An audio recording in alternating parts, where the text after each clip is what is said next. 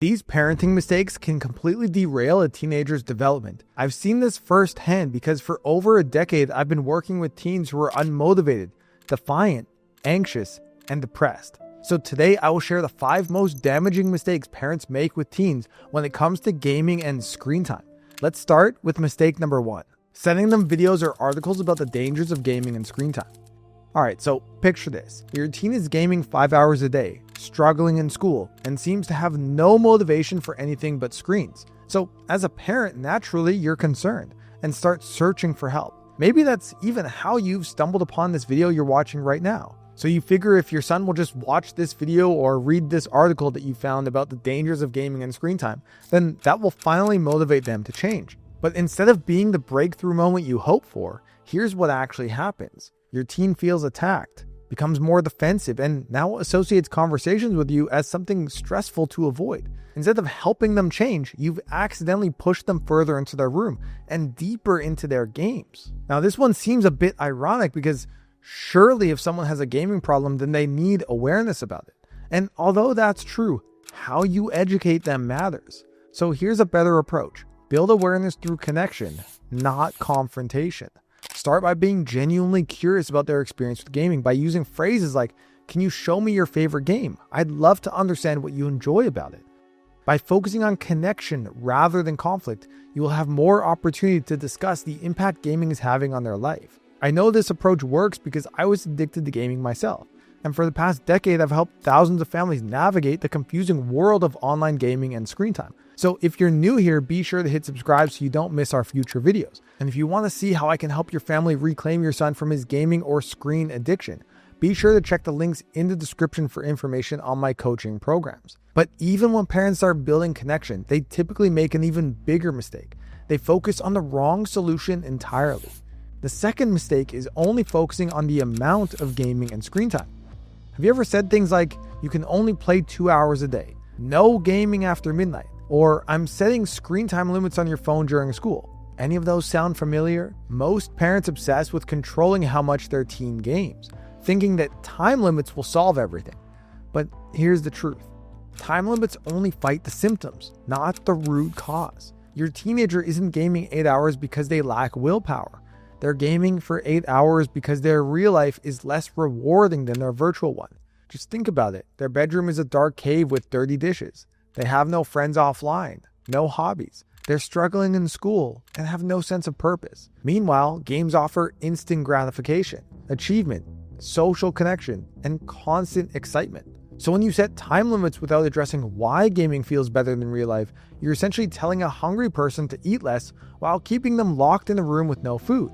They'll find ways around your restrictions because you haven't given them anything better to do. That's why you end up with a teen who is constantly sneaking around your restrictions and constantly fighting with you about them. So here's a better approach. Yes, you want to reduce their gaming hours, and I'll share more about that in a minute.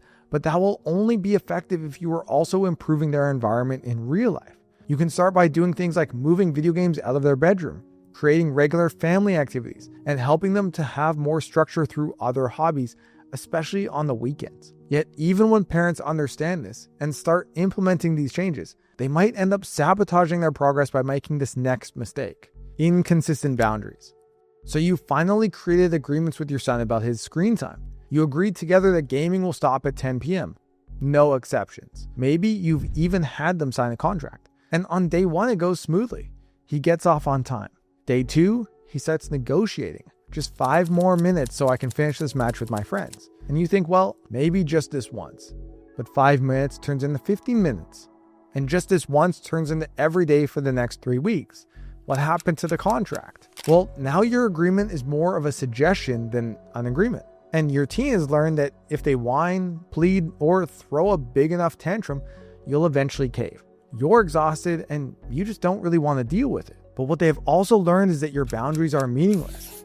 Every time you give in after creating an agreement, you're actually rewarding their resistance behavior. So although you have the right intentions, being inconsistent isn't only failing to control gaming, it's actually training them that rules don't apply if you complain loud enough. Now just imagine how damaging this behavior would be at school, work, or in their other relationships. The consequences would be devastating.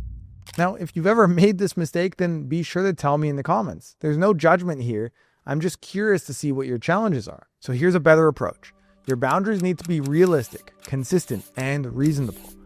Only with these 3 pillars will your boundaries work, and you will help teach your teen how to function in the real world. But here's the irony. Most parents who master boundaries will still sabotage their teen's ability to function by making this next mistake: constant bailouts. As a parent, it's difficult to see your teen struggle.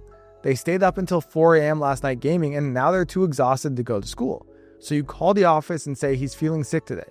When they oversleep for their part-time job, you wake them up. When they fail to do their laundry, you quietly handle it yourself because you can't stand the smell. You think you're being a loving, supportive parent, but in reality, you're unintentionally becoming their addiction's best friend. The reason is simple. Our brains learn through reinforcement.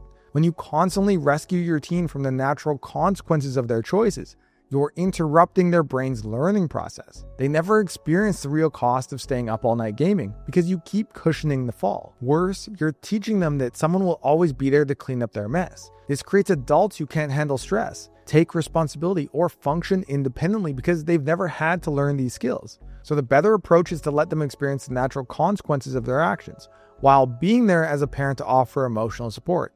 You can say, "I love you, and this is something that you need to handle."